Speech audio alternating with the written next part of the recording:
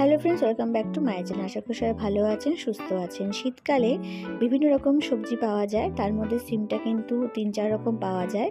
আমি এখানে সিম্পল উপায়ে একটা সিম ভর্তা রেসিপি শেয়ার করছি। যার জন্য সিমটা ভালো করে ধুয়ে এভাবে খোসাগুলো ছাড়িয়ে নিয়েছি কিনারটা, আর ধনেপাতা আর কাঁচা লঙ্কা নিয়ে নিচ্ছি। রসুনটা আমি এখন দেবো না।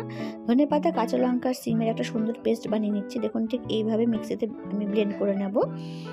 এবার কড়াইতে সর্ষের তেল দিচ্ছি। 3 থেকে 4 চামচ সর্ষের তেলের মধ্যে হাফ চামচ দিচ্ছি কালো জিরে। কালো জিরেটা দেওয়ার পরে আমি দিয়ে দিচ্ছি এটা শুকনো লঙ্কা। শুকনোটা চিড়ে দেবো। চিড়ে দেওয়ার পরে ফোড়নটা স্মেল আসার পরে দিয়ে দিচ্ছি বেশ অনেকটা রসুনের কোয়া। রসুনের কোয়াটা ভালো করে ভাজা হলে দিয়ে দিচ্ছি এর মধ্যে অল্প একটু হলুদ গুঁড়ো। একটু লাল লাল করে ভালো করে কিন্তু ভেজে নিতে হবে, তাহলে একটা সুন্দর ফ্লেভার চলে আসবে। তো দেখুন ভাজা হয়ে গেছে, লাল লাল হয়ে গেছে। এবার এর মধ্যে অ্যাড করে দিচ্ছি আমি বেটে রাখা পেস্টটা সিমের। তো এইভাবে ভালো করে আগে 3-4 মিনিট ভালো করে নাড়িয়ে মিশিয়ে নেব এবং ভালো করে একটু কুক করে নেব। এবার আমি এর মধ্যে অ্যাড করে দেবো স্বাদ মতন লবণ, আর আমি এখানে দিচ্ছি কয়েক দানা চিনি।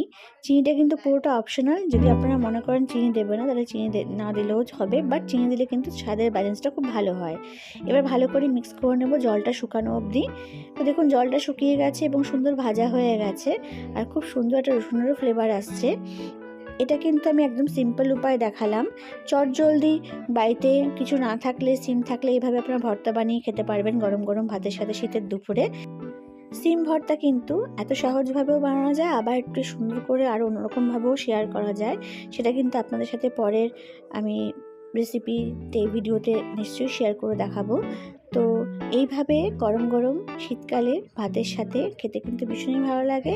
আশা করি আপনার সিম্পল রেসিপিটি ভালো লাগবে। ভালো লাগলে প্লিজ কমেন্ট করে জানাবেন। Please support my channel. সবাইকে অনেক থ্যাংক ইউ।